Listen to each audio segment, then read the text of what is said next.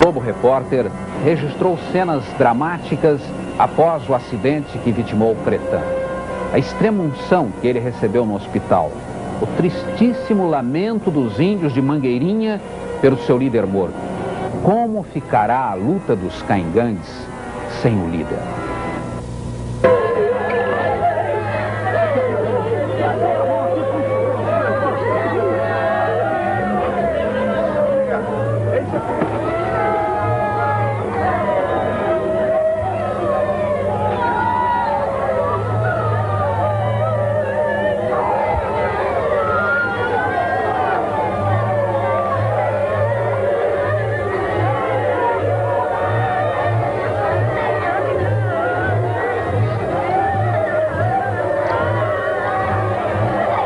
Quando o corpo de Ângelo Cretã chegou à reserva indígena de Mangueirinha, no sudoeste do Paraná, há uma semana, os 1000 e tantos índios, caingangues e guaranis da reserva choraram como índios, embora sejam católicos e tenham hábitos iguais aos de qualquer caboclo da região.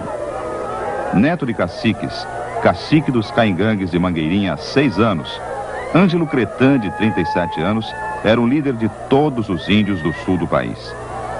Foi eleito vereador em 76 pelo extinto MDB. Era casado e tinha 2 filhos.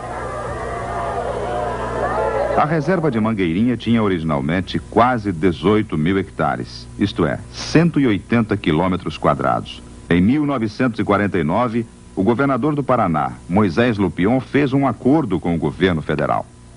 Esse acordo permitia que o governo do Paraná vendesse parte das terras indígenas de Mangueirinha, que atingem os municípios de Chopinzinho e Mangueirinha. Em 61, o governo do estado devolveu as terras aos índios, mas mutiladas, de 9.000 hectares, que foram vendidos ao grupo Fortes Curi. 2 anos depois, a empresa Slaviero comprou essa área. Muitos caingangues, inclusive Ângelo Cretã, foram então expulsos da área e suas casas destruídas. As terras em litígio têm 150.000 pinheiros, a maior reserva de araucárias do mundo. Há também quase 100.000 árvores de madeira de lei, como cedro e imbuia. Em 73, a FUNAI entrou na justiça para reaver as terras indígenas. Em setembro de 79, o Grupo Slaviero ganhou na primeira instância. A FUNAI recorreu ao Tribunal Federal de Recursos. As terras da reserva de Mangueirinha foram conquistadas legalmente pelos índios através de seu próprio trabalho em 1903. Essa terra aqui nossa foi comprada pelos nossos índios antigos, nossos bisavós, na época que foi fundada a colônia militar de Chupim. Vocês fizeram o que para comprar essa terra? Foi feita a estrada muque, essa estrada aqui, ó, que passa aqui na nossa frente, eles trabalharam, fizeram a muque, assim, na picareta e na enxada.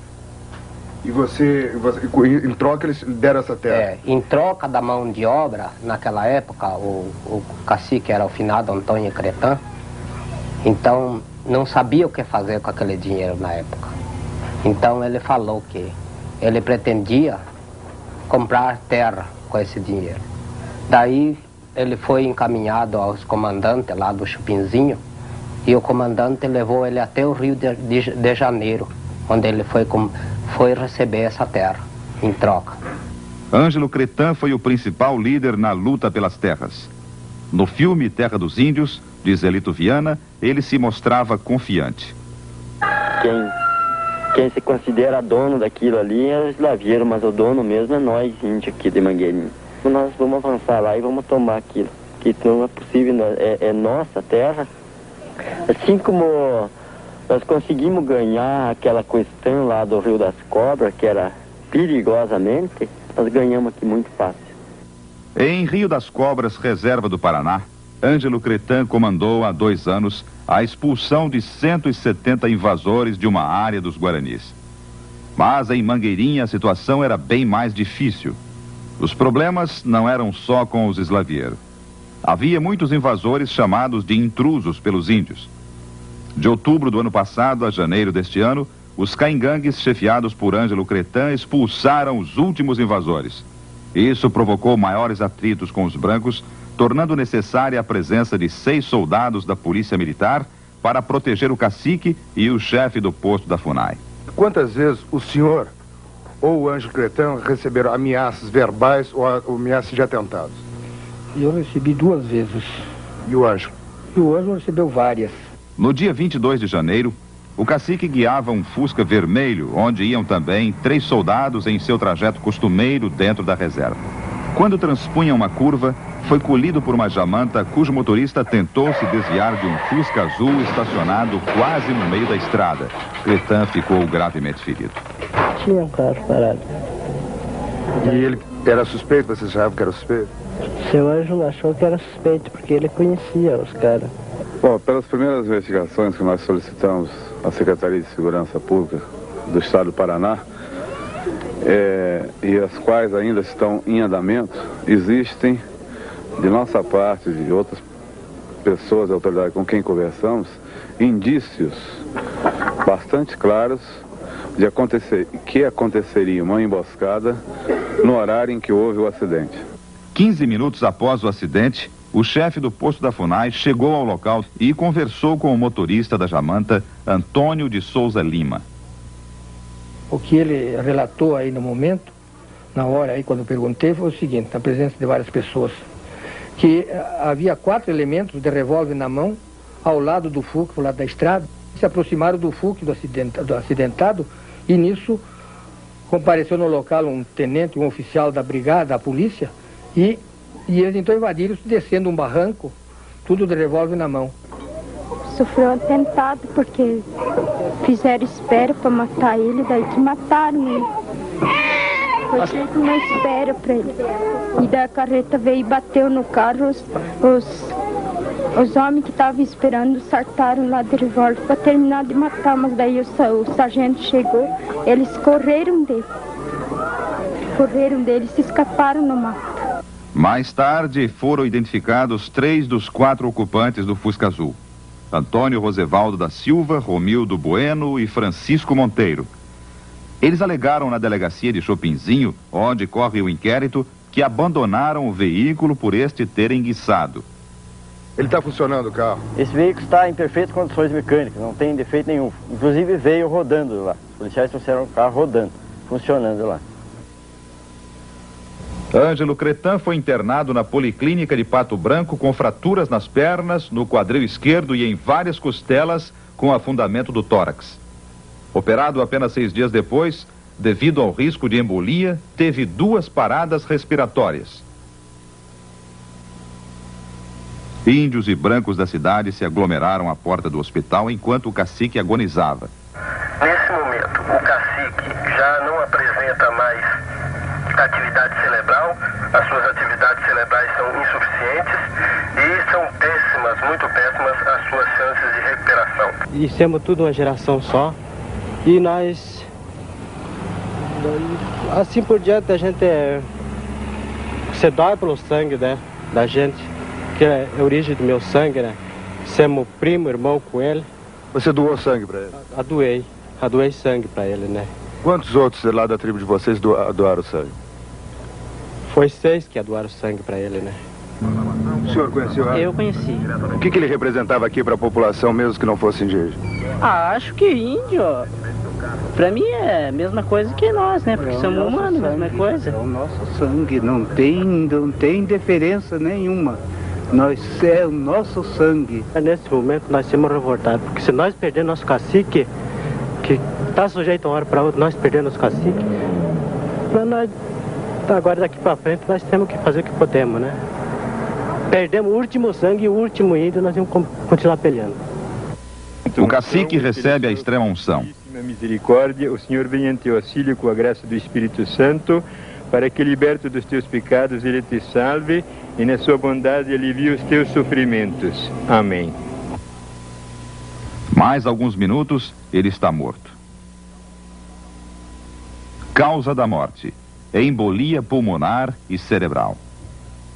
Eu criei desde pequenininho, nunca me repeliu um nada na vida.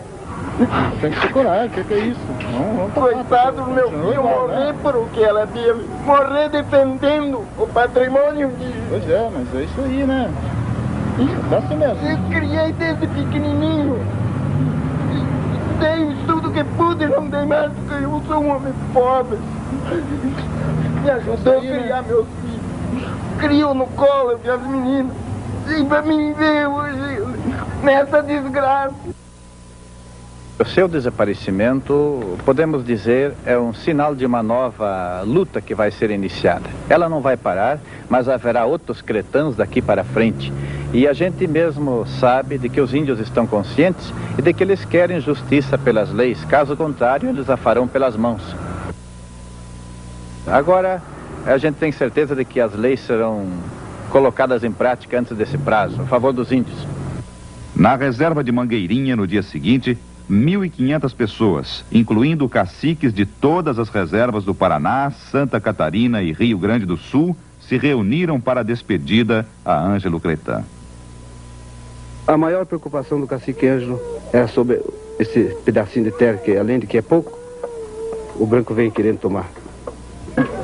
A senhora está sentindo muito a morte do Ângelo?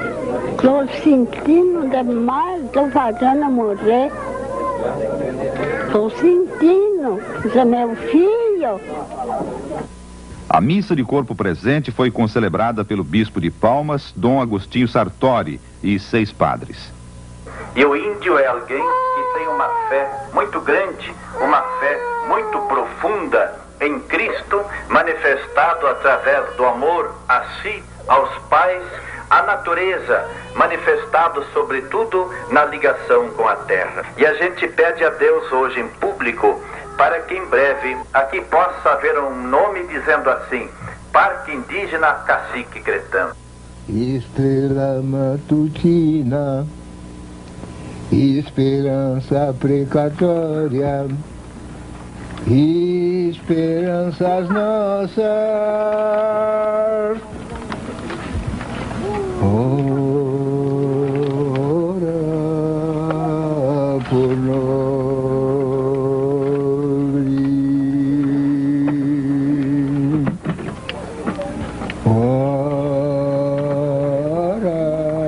Foi um grande companheiro meu de luta.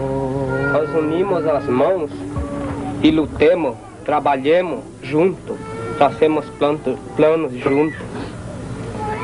No momento não tenho condição de falar muita coisa. Mas, adeus, companheiro. Fique firme, que um companheiro teu ainda ficou para seguir teus caminhos, os teus ensinamentos. Adeus. Nesse exato momento, está correndo o sangue dele na minha veia. Um irmão meu que morreu fracassado lutando por uma terra, por essa terra que ele está indo hoje. O símbolo do Ângelo Cretã hoje representa a terra, porque morreu peleando pela terra. O último suspiro dele, ainda ele lembrou da sua terra.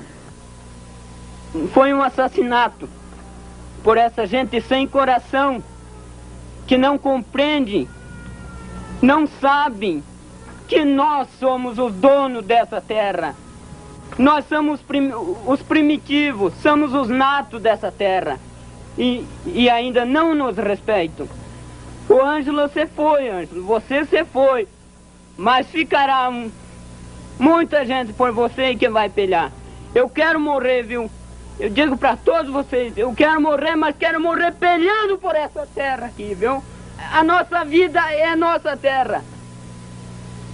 E o que significa ser índio para você e ser uma minoria? Significa que quando foi descoberto o Brasil já existia índio. Eu me orgulho de ser índio porque foi dos primeiros homens que existiu no Brasil.